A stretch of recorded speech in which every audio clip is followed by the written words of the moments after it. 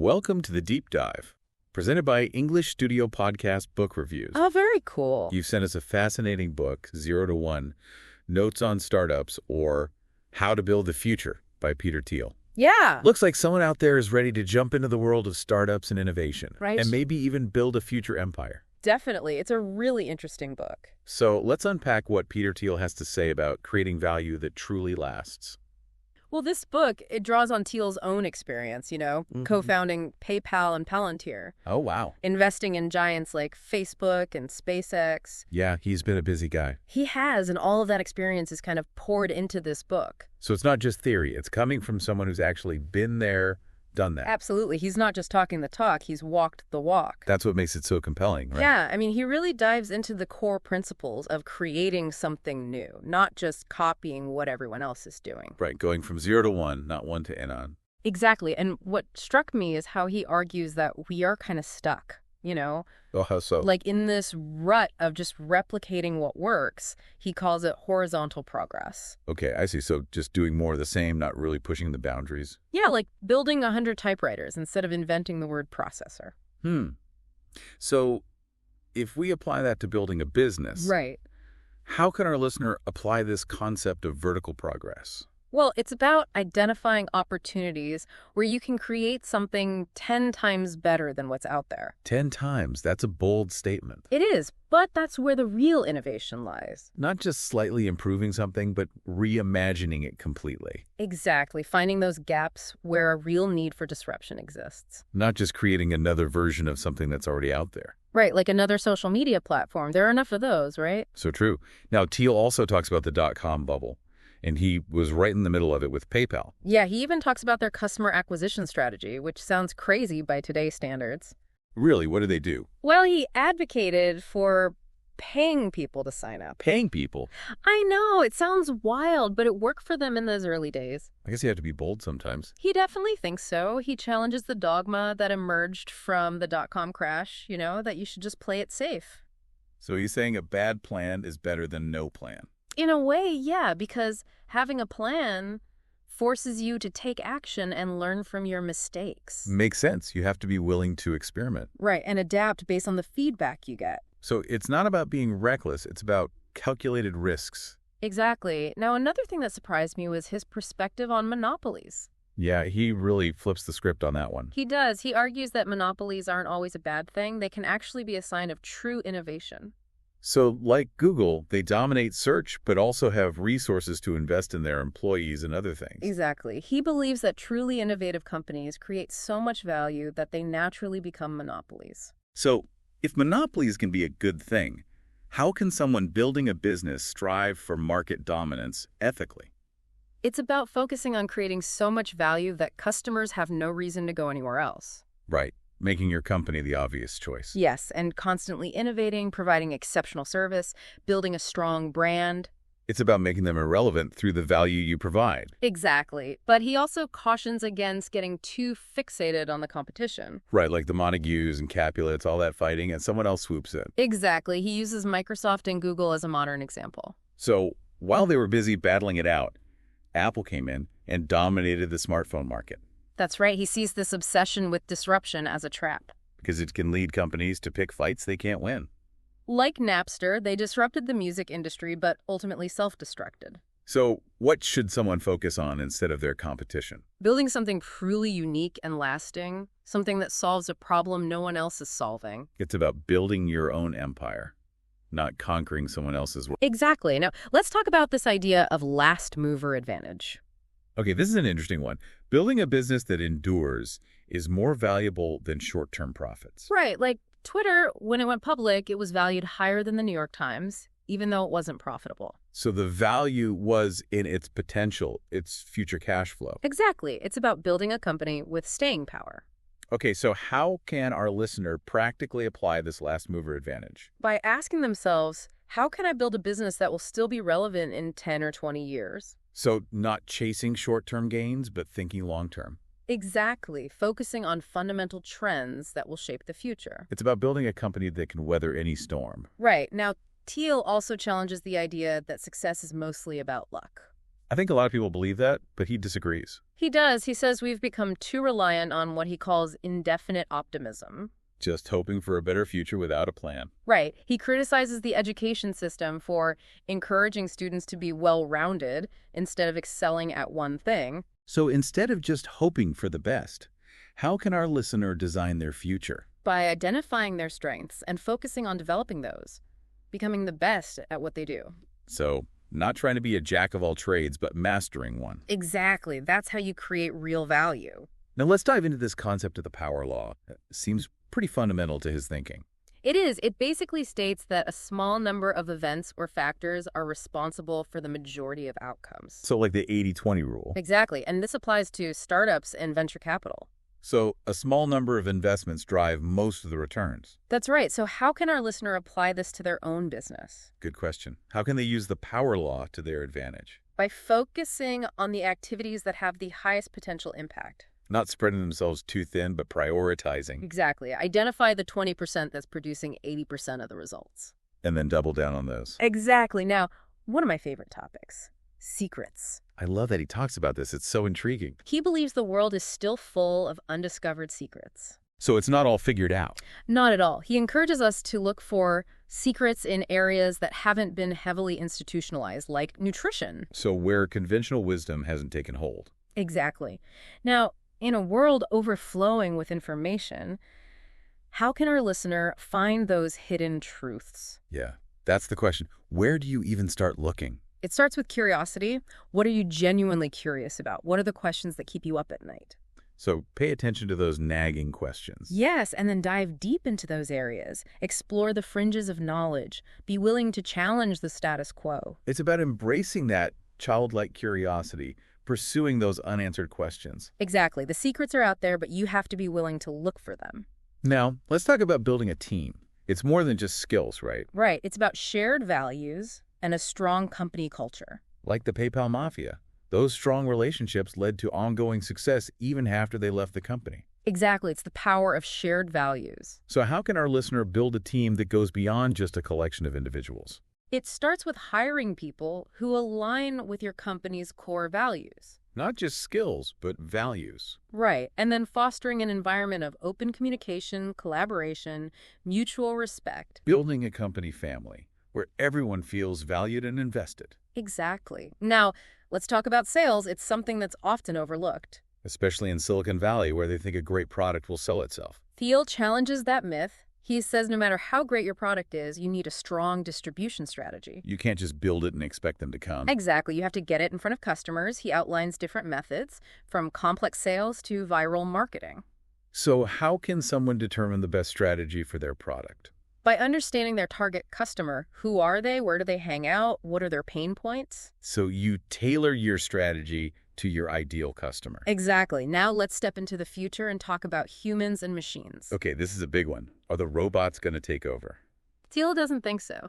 He argues that computers are complements, not substitutes. So humans and machines working together. Exactly. He gives the example of PayPal using a hybrid approach to fight fraud, combining human intelligence with machine learning. So using technology to empower humans, not displace them. Right. Now let's look at a specific case study, the clean tech bubble. Okay, what can we learn from that? Well, many companies in this sector failed because they neglected the fundamentals of building a successful business. So they got caught up in the hype and forgot the basics. Exactly. They chased trends without a solid foundation. What are the key takeaways for our listener?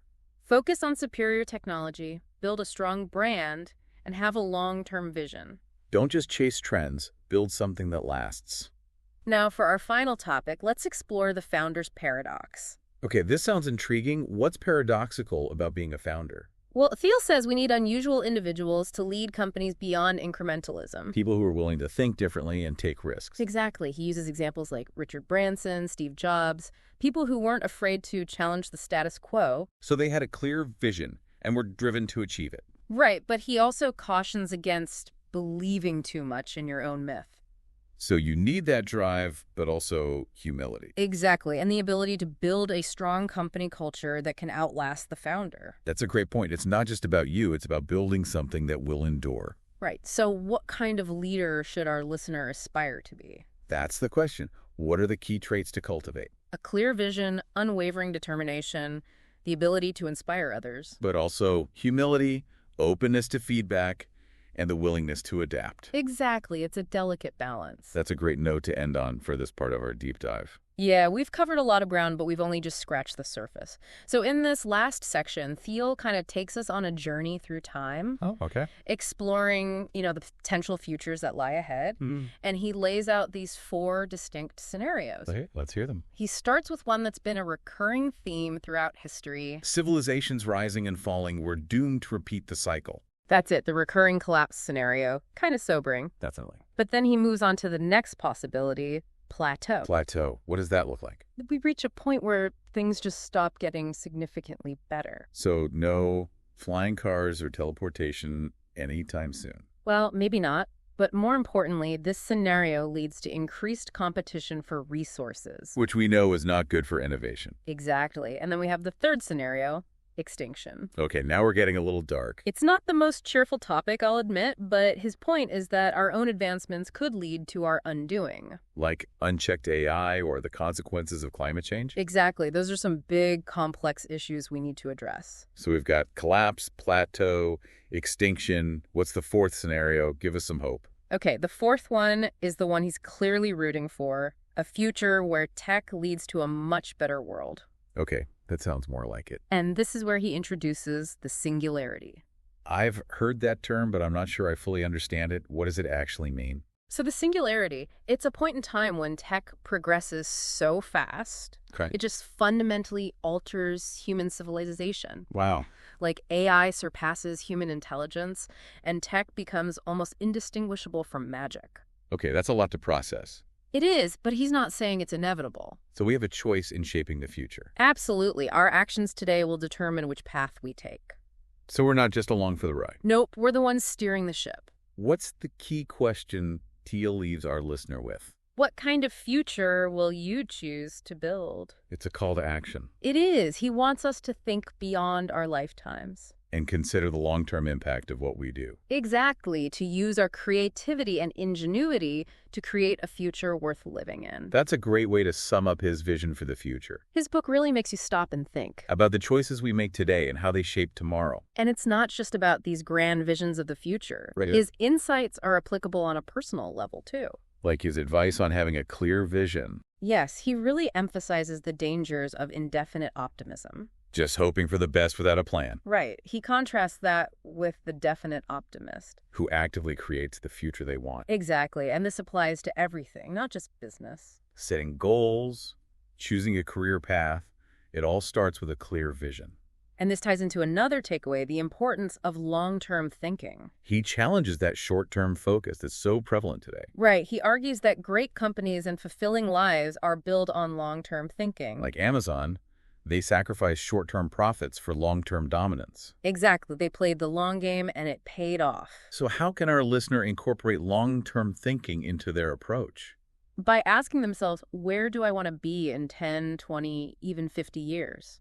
Think about the legacy you want to leave behind. Exactly. And this connects with his emphasis on building things that last. Not just chasing the latest trend, but creating something of enduring value. Right. Remember his example of the typewriters versus the word processor? Yeah, that really highlighted the difference between replication and innovation. And it's those innovations that drive real progress. So are you building something that will stand the test of time? That's the question to ask. And speaking of impact, one thing that stood out to me was his belief in technology as a force for good. He really pushes back against that fear of robots taking over. Right. Encouraging us to embrace human-computer collaboration. He sees technology as a tool to solve problems, not a threat. Like Palantir using technology to fight terrorism. Or AI being used to accelerate scientific discoveries. It's inspiring to see technology used for positive change. And it ties into his belief that there are still so many secrets out there. He really wants us to go out and find them. Embrace your curiosity, explore the unknown, make a discovery that could change everything. There's a whole world of possibilities waiting. And one of his most valuable pieces of advice is about building a strong team. The PayPal Mafia, that's a great example of how strong relationships can lead to success. It's about more than just individual skills. It's about shared values, mutual respect, Working towards a common goal. Exactly, creating a company family that can overcome any obstacle. So how can our listener create that kind of strong team? What are the key ingredients? That's a great question, and to find out the answer, we'll have to continue our deep dive into 0 to 1 in the next part of our episode. So where were we? Oh yeah, building a strong team. Right. One of the most important aspects of building a successful company. Absolutely. And Thiel, he really stresses this in 0 to 1. Okay, so let's break it down. What are the key ingredients? Well, it all starts with hiring the right people. It's not just about finding people with the right skills. It's more than just ticking boxes on a resume. Exactly. It's about finding people who align with your company's core values, people who share your vision. So cultural fit is just as important as technical skills. Absolutely. Skills can be taught, but values, those are much harder to instill. You want people who believe in what you're building, who are excited to be part of the journey. Right. And once you have those people on board, it's about creating the right environment. So what does that look like? Open communication, collaboration, mutual respect. You want people to feel comfortable sharing ideas. And feeling valued, like they're part of something bigger than themselves. Exactly. Thiel talks about creating a company family where everyone is working towards a common goal. It's that sense of belonging, of shared purpose, that can really make a difference. It can, and it can help you overcome any obstacle. Now, before we wrap up our deep dive into 0 to 1, I want to circle back to one of Thiel's most compelling arguments. Okay, which one? The idea that there are still so many secrets out there waiting to be uncovered.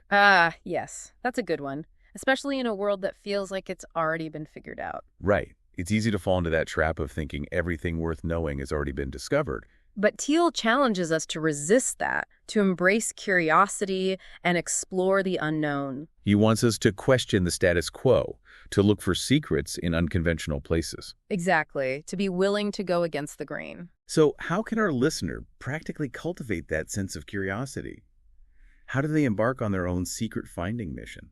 Well, start by paying attention to those nagging questions, the things that pique your interest, but that you might have dismissed as unimportant. The things that other people might overlook. Exactly. What are the things people aren't talking about? What are the assumptions that everyone seems to accept without question? So be a contrarian, challenge conventional wisdom. In a way, yes, because those are often the places where the most valuable secrets are hidden. Okay, so you've identified those areas. What's next? Dive deep, explore the fringes of knowledge, read widely, talk to people with diverse perspectives. It's about connecting the dots, seeing patterns that others haven't. Exactly. And it's not always about having a sudden aha moment.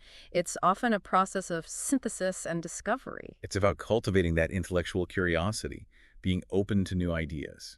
Right. And that brings us back to Thiel's central message in 0 to 1. The importance of building the future. Exactly. He argues that we're not just passive observers. We have the power to shape the world. We can choose to create the future we want. And he challenges us to move beyond incrementalism, to reject the status quo, to strive for breakthrough innovations. To be the architects of progress, not just the beneficiaries. Exactly. So I think 0 to 1 is a powerful call to action. It is a reminder that we all have the potential to make a difference. To create something truly meaningful and lasting. And we hope this deep dive has inspired you to explore its ideas further.